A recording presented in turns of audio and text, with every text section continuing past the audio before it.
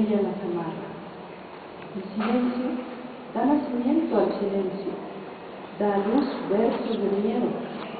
Pueblo abandonado, pueblo que huyó, pueblo silenciado, tan solo el arbusto de frambuesa se halla frente a él. Algo en algo se envolvió, la sequía se puso al rojo vivo, quiere enloquecer, la tierra llora, la pregunta en la tierra le duele, es huérfano, entre los sueños anhela, olvidado entre los años espera, el mayor es para el sufrimiento, la rodilla es la sostenedora.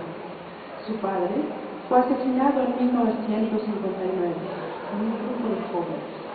Entre los mártires se fue, nuestro Palomo viajó, entre los gritos la ira creció, en el fondo del corazón, en el fondo de la memoria con el amanecer.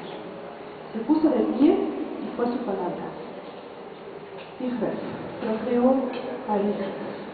Revolución, revolución.